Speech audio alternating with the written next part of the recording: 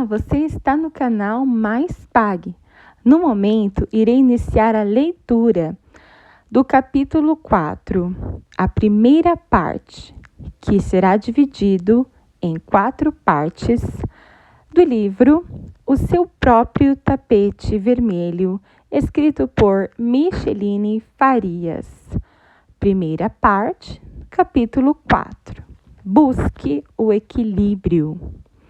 Sempre tive em mente, desde o princípio do ministério, que nas minhas palestras, aconselhamentos e pregações, seria necessário que eu tivesse uma forte base teórica nas áreas comportamentais e teológicas.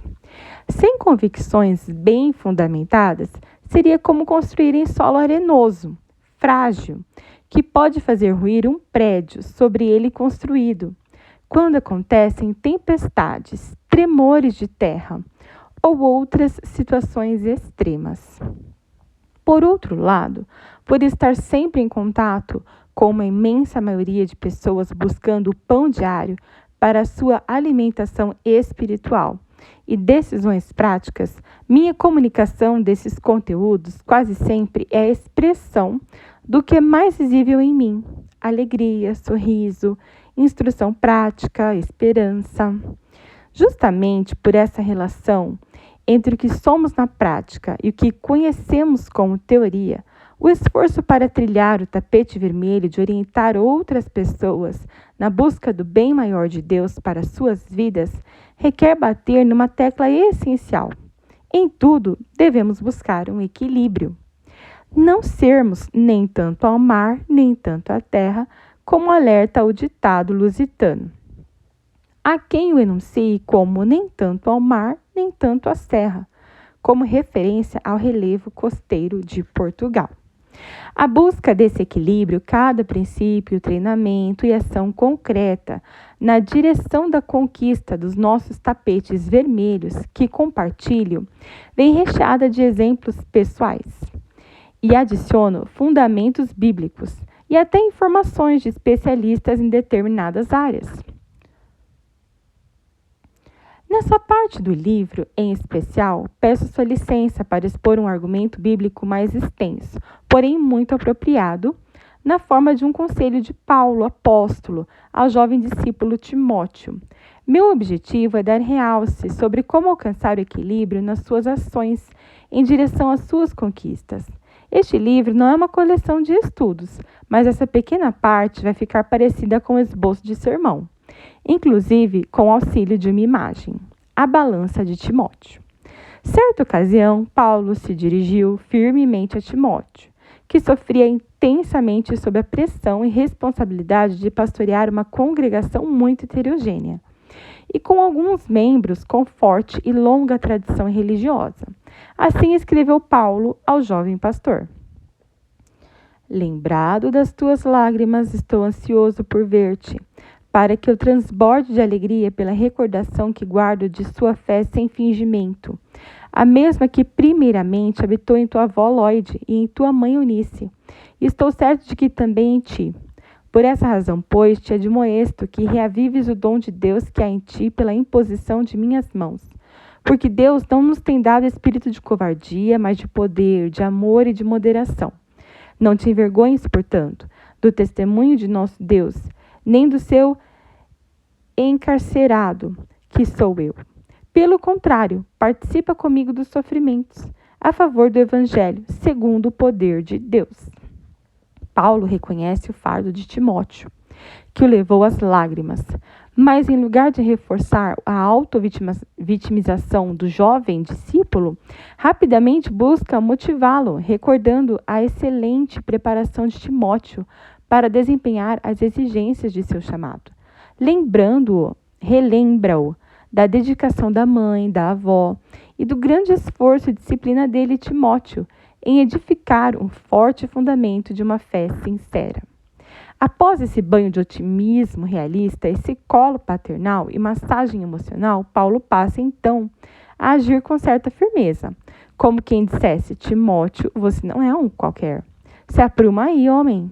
Bem, as palavras registradas na Bíblia são mais elegantes e suaves, Por esta razão, pois, te admoesto, que é um verbo bem presente no Novo Testamento, onde admoestar tem o sentido de chamar num canto e dar uma palavra mais íntima, longe dos outros, tanto para corrigir como para ensinar, como para elogiar.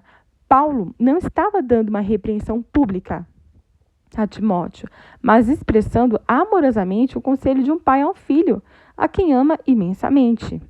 Além do tom firme e equilibradamente paternal, o apóstolo tem o cuidado de não se demonstrar desapontado, chateado ou irado com Timóteo. Por isso, ele fundamenta a sua palavra com um pedido, não uma simples ordem. Peço-te que reavives. Isto é, alguma coisa morreu dentro de você, Timóteo. Rega essa planta que murchou no seu vaso, moço. E complementa que não foi um ensinamento frio e mecânico, uma metodologia, uma técnica ou um ensinamento pessoal que o capacitou como um jovem pastor. Paulo vai ao ponto crucial, pois é bem verdade que uma boa preparação é necessária para o desempenho do ministério, mas não é suficiente. Você precisa se reabastecer de um ânimo divino que recebeu quando impus as mãos sobre você. O apóstolo João faria uma admoestação do tipo: volte ao primeiro amor.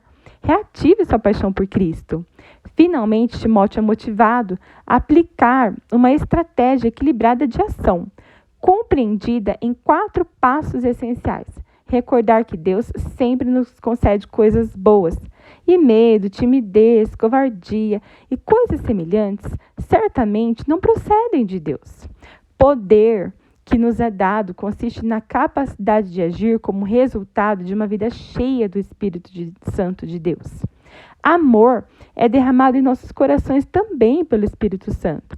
Moderação resulta de domínio próprio e mansidão, que são frutos do Espírito Santo.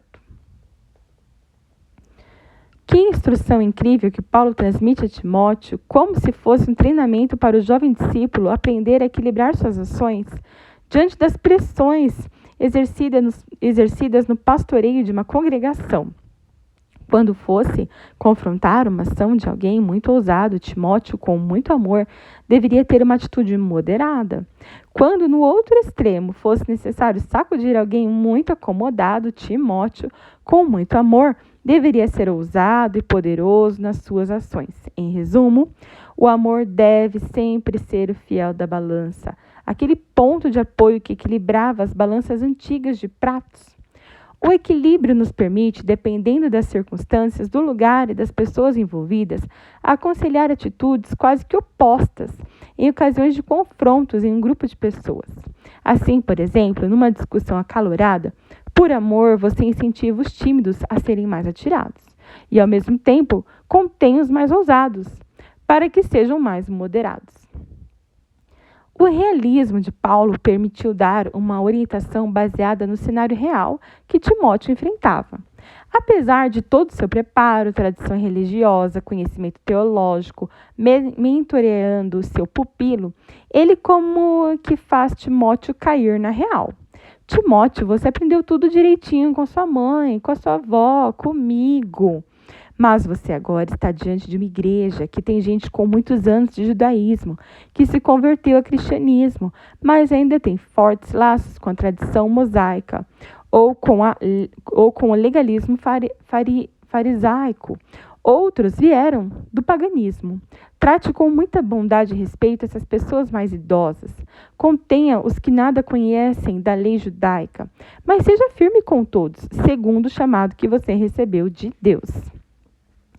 Equilíbrio para todas as esferas da vida. Que maravilha quando temos na palavra uma instrução tão clara, que estende para nós um tapete vermelho firme e seguro, como este da balança de Timóteo, e que se aplica não somente para a comunhão entre pessoas no corpo de Cristo, mas que pode aplicar-se a todos os relacionamentos nas diversas esferas da vida. Numa empresa, os colaboradores muito passivos nada arriscam, pouco contribuem e podem tornar-se burocratas, amedrontados, que tudo emperram, escondem o jogo, nada compartilham, dificultam cada etapa dos processos de trabalho. Arrastam-se de um lado para o outro, sobrevivendo por meio de expedientes defensivos muito conservadores, que exibem uma áurea de prudência, mas na realidade apenas fazem de tudo para garantirem seu lugar na folha do pagamento. Em oposição, e não menos ameaçador, aos ultramoderninhos, avançados, que fazem dos outros degraus para sua ascensão. Nada respeitam, violam todas as regras de boa convivência, são altamente competitivos, destrutivos, mas se gabam de alcançar resultados desejados pelos seus superiores. Pode um ambiente desse tipo, uma casa dividida contra si mesma, sobreviver a um mundo cada vez mais exigente de resultados?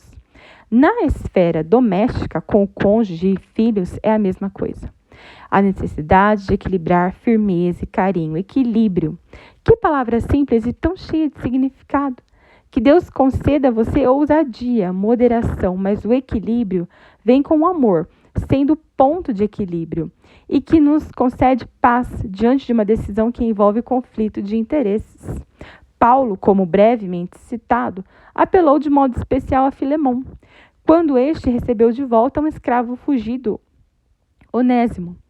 E este poderia ser castigado tendo um dos pés cortados, para que não mais tentasse fugir para alcançar a liberdade. Onésimo havia se convertido conhecendo Paulo na prisão, e Filemão era um antigo discípulo de Paulo, que poderia obrigar a Filemão a tratar bem Onésimo.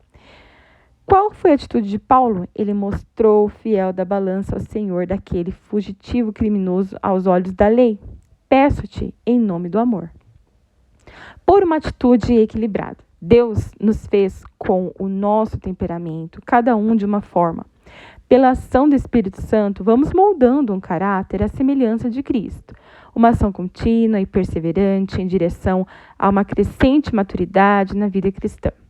Assim também no convívio familiar, nas atividades profissionais, na formação técnica e intelectual, no desenvolvimento de relacionamentos.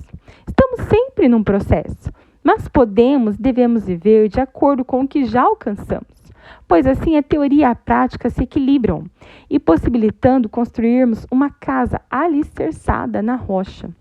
Não precisamos ser pessoas agitadas, sofridas, sob a tentação de ficarmos correndo desesperadamente atrás de uma mudança mágica, instantânea. Assumir uma atitude matura pode nos fazer mergulhar em profunda ansiedade, nos mutilar, em lugar de nos curar e transformar. Extremamente visível que num ambiente em que tenho liberdade de ministrar, como na nossa igreja, eu conto com alegria a minha experiência, o povo ri, uma motivação contagia o ambiente e cada pessoa pode usufruir um pouco dessa autenticidade. Em outros lugares, quando estou lá para ministrar pela primeira vez, começo com certa moderação. Mas à medida que vai acontecendo um quebra-gelo, posso demonstrar com autenticidade a vida abundante que levo pela fé em Jesus Cristo, meu Senhor e Salvador. Quando eu vivo algo, falo com autoridade e não sinto que estou dando lição de moral, pois aquilo ali é o que Deus me deu, ninguém vai roubar. Mas certamente sempre precisamos pensar nas pessoas e calibrar com amor os pratos de ousadia e moderação. Afinal, a palavra nos recomenda que seja a vossa moderação conhecida de todos os homens. Perto está o Senhor. Por isso mesmo, demonstrar pelo nosso exemplo o amor misericordioso de Deus sempre estenderá um tapete vermelho de equilíbrio nos lugares que tocarmos a planta dos nossos pés. Brilhe sua própria luz. O que somos e o que fazemos como cristãos deve testemunhar as virtudes de Deus, pois para isso fomos chamados por Ele, através de brilharmos a nossa luz diante dos homens. De fato, não podemos nos acomodar em simplesmente ir vivendo, sobrevivendo, rastejando no emaranhado de pressões do mundo à nossa volta. Inúmeras vezes tenho feito em conferências diversas abordagens sobre o chamado que a Bíblia nos ordena de sermos sal e luz, através de brilharmos onde estamos aqui agora. Cada um de nós carrega um brilho único que Deus nos confiou e requer ousadia de nossa parte fazer isso mesmo quando as circunstâncias ao nosso redor tentam ofuscar esse nosso brilho. À luz de um sorriso. Quando vivia no Brasil, o sorrir com facilidade sempre foi uma coisa que me destacou nos ambientes onde eu desempenhava algum papel social, como na família, escola, igreja, amigos, vizinhança. Vindo para os Estados Unidos, Quando na classe da escola eu não entendia alguma coisa, sorrir e dar uma gostosa gargalhada, traços comuns da minha forma de ser desde criança, acabou facilitando o meu modo de me relacionar com as pessoas. Eu era facilmente relembrada como a menina do sorriso simpático. O ditado que diz que o sorriso é uma linguagem universal se aplicou muito bem para situações muito difíceis que precisei enfrentar para me aperfeiçoar no idioma e, ao mesmo tempo, interagir com as pessoas. O sorriso foi um recurso que Deus me deu desde pequena, e eu mal podia imaginar que um dia ele teria a importância que teve nessa época de minha vida. Foram meus 5 pães e 2 peixes, o cajado de autoridade sobre o meu conhecimento da nova língua que eu deveria aprender. Muito obrigada por acompanhar a leitura da primeira parte do 4º capítulo do livro O Seu Próprio Tapete Vermelho, escrito por Micheline Farias.